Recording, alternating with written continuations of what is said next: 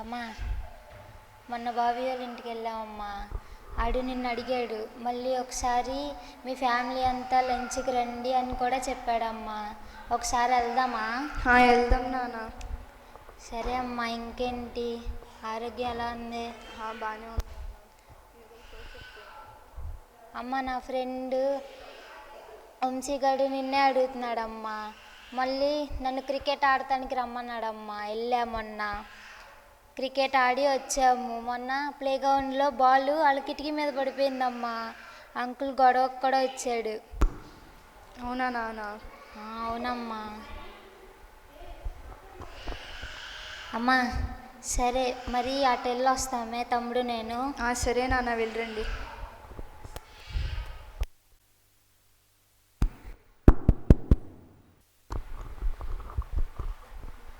రాజీ, రా కూర్చో. కుసుమ, మీ అబ్బాయి పొలం గట్లంట కూర్చుని సిగరెట్ తాగుతున్నాడు, భయం చెప్పుకో. అవునా రాజీ? సరే రాజీ. సరే, వెళ్ళొస్తాం. సరే.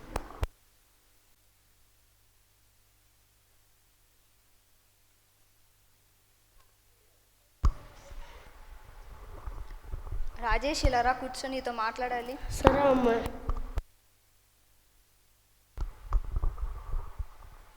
ఏంటి నాన్న, నువ్వు పొలం గట్లంటే కూర్చొని సిగరెట్స్ కాలుస్తున్నావంట? అమ్మ, వాళ్ళ ఇంటి మానేస్తానమ్మా. మీ నాన్న కూడా చూడు, ఇలా త్రాగి నా జీవితాన్ని నాశనం చేశాడు. నువ్వు కూడా అలా తయారైతే ఎలా నాన్న? సిగరెట్స్ తాగకు, మానే. సరే అమ్మ, మానేస్తా వాళ్ళ ఇంటి.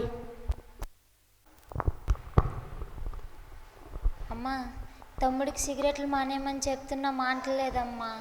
ఆడెంత చెప్పినా ముందేమో చేయను అంటున్నాడు కానీ తర్వాత వెళ్ళి తాగేస్తున్నాడు అమ్మా. ఎంత చెప్పినా ఇంటలేదమ్మా. అవునా నాన్న? ఒకసారి నేను చెప్తాను మళ్ళీ. సరేనమ్మా. ఏంటమ్మా పిలిచావంట? ఇలా రా నాన్న, కూర్చో, నీతో మాట్లాడాలి. ఓకే. ఏంటి నాన్న, సిగరెట్లు కాల్చొద్దు అన్న మళ్ళీ కాలుస్తున్నావంట? ఎందుకు నాన్న ఇలా చేస్తున్నావు? నువ్వు సిగరెట్లు మానే నాన్న. ఈరోజు నేను మానేస్తానమ్మా. ముందేమో సిగరెట్లు, తర్వాతేమో మందు, అలా మెల్లగా తిరుగుడు కూడా అలవాటు అయ్యిద్ది నాన్న. మీ నాన్నేమో పైసా కూడా ఇవ్వడు. నేనే మిషన్ కొడుతూ మిమ్మల్ని పోషిస్తున్నాను. మీరు మంచిగా చదువుకొని మంచి ఉద్యోగాలు చేయాలనేదే నా ఆశ నాన్న. మీరు కూడా మీ నాన్న తయారైతే నేనేం చేయాలి? సరే అమ్మ, ఈరోజు నేను తాగనమ్మా. ఏంటని పిలిచావంట? అరే తమ్ముడు, సిగరెట్లు మానకపోతే కొడతా. అట్ల జోలికి వెళ్ళొద్దు.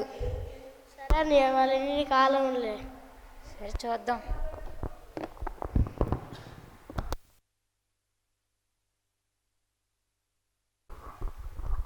నా కొడుకు బంగారం, చేతులారా నేనే చేసుకున్నాను. నేనేం అనుకున్నా బాగుండేది. నా కొడుకు సిగరెట్లు తాగుతాయినా నా ముందు ఉండేవాడు. నేను బ్రతకలేను, నేను కూడా చనిపోతాను. అమ్మా అమ్మా, తలుపు తీయమ్మా. అమ్మా, తలుపు తీయమ్మా.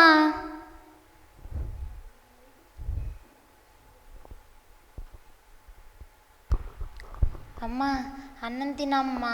తినేన్ని రోజులు అయిందో తెలుసా? అమ్మ, ఎలాగుండేదాన్ని ఎలాగైపోయావమ్మా. పిచ్చిదానిలా ఉన్నావు. ఎంత అందంగా ఉండేదాన్ని ఎలా అయిపోయావో చూసుకో అమ్మా. అన్నం తినడం లేదు, కుట్టు పని చేయడం లేదు. ఇప్పటికీ తమ్ముడు చనిపోయి 6 నెలలు అవుతుందమ్మా. అయినా నువ్వు తేరుకోవడం లేదు. ఇలాగైతే ఎలాగమ్మా? అసలు నీ ఆరోగ్యం అస్సలు బాగోలేదమ్మా. ఎంతసేపు ఆలోచనలే. తమ్ముడిని మర్చిపో అమ్మా. నేనున్నాను కదమ్మా. నా గురించి అస్సలు ఆలోచించడం లేదు. ఇంకా తమ్ముడిని మర్చిపో అమ్మా. ఎలా మర్చిపోతానురా మీ తమ్ముడిని? వాడు నాకు గుర్తు వస్తున్నాడు. నా వల్ల కావటం లేదురా. వాడెప్పుడు నాతోనే ఉండేవాడు. నేను వాడు లేకుండా ఉండలేకపోతున్నాను. ఇప్పటికీ తేరుకోలేకపోతే ఎలాగమ్మా? ఇప్పటికీ తమ్ముడు చనిపోయి 1 year అవుతుంది. అయినా నువ్వు మామూలు మనిషిలా అవ్వట్లేదు. అయినా నీ ఆరోగ్యం అంతా మొత్తం దెబ్బతింటుందమ్మా. ఎప్పుడు ఆలోచనలే. డాక్టర్ గారు చెప్పారమ్మా, నువ్వు నీ ఆరోగ్యం పూర్తిగా పాడైపోయింది. మందులు తీసుకోవాలని. ఇలా అయితే ఎలాగమ్మా? నా గురించి కూడా కొంచెం ఆలోచించమ్మా. అన్న ఇంకా మర్చిపో అమ్మా. వాడిని మర్చిపోవడం నా వల్ల కావడం లేదు రవి. నాకు అన్నం కూడా సహించడం లేదు. వాడు లేకుండా నేను ఉండలేకపోతున్నాను రవి. నేనున్నాను కదమ్మా, నువ్వు ఇంకా మారాలమ్మా. సరే అమ్మా, నేను బయటికి వెళ్ళి వస్తా. సరే నాన్న.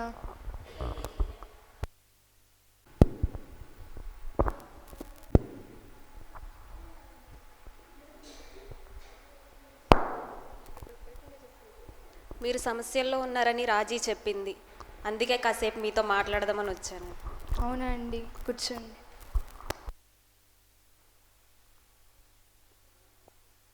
సుమా, నీవు ఆత్మహత్య చేసుకుంటే నరకానికి వెళ్తావు. నీ కుమారుడు కూడా నరకానికి వెళ్ళాడు. నువ్వు ఉరివేసుకుని ఆత్మహత్య చేసుకుంటే నీవు కూడా నరకానికి వెళ్తావు. అక్కడ అగ్ని ఆరదు, పురుగు చావదు. అంటే దీని అర్థం అగ్నిగుండంలాగా ఉంటుంది, కాలిపోతూ ఉంటారు, చనిపోరు, కానీ బ్రతికే ఉంటారు. నీవు కూడా అలాంటి ప్రదేశానికి వెళ్ళాలనుకుంటున్నావా? అవునా అక్క? ఆత్మహత్య చేసుకుంటే నరకానికి వెళ్తారా? అక్కడ అగ్ని ఆరదు, పురుగు చావదా? అవును, అందుకే చెప్తున్నాను, ఆత్మహత్య చేసుకోకూడదు. నేను మీ ఇంటికి వచ్చాను కదా, నాతో కూడా యేసై నీ ఇంటికి వచ్చారు. ఈ రాత్రికి యేసైని అడుగు, ప్రార్థన చేసుకో, నీకేది కావాలో అది నీకు ఇస్తాడు దేవుడు. అవునా? దేవుడు మీతో వచ్చారా? ఏది కావాలో అడిగితే అది ఇస్తారా? ఇది నిజమేనా? ఇది నిజమే. దేవుడు మన ప్రార్థనలు ఆలకిస్తాడు. మనం ఏది అడిగినా మనకు అనుగ్రహిస్తాడు. మనతో మాట్లాడే దేవుడు. సరే అక్క, ఈరోజు ప్రార్థన చేసుకుంటాను. యేసయ్య కనపడితే అడుగుతాను. సరే, చేసుకో. అలాగే అక్క. సరే, వెళ్ళొస్తాను. సరే అక్క. నేనే నిజమైన రక్షకుడు, రక్షించడానికి వచ్చిన దేవుడను.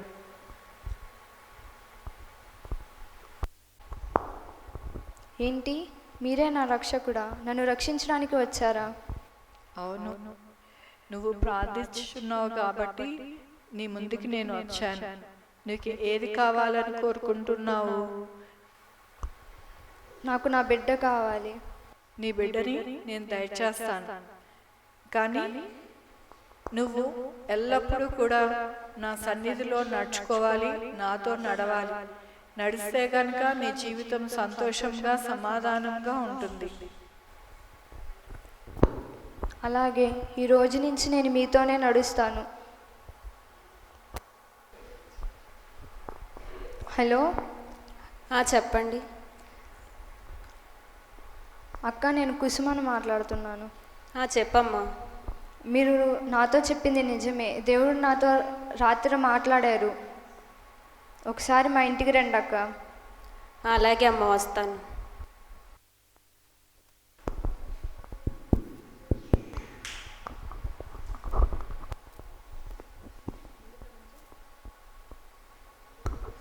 రండక్క.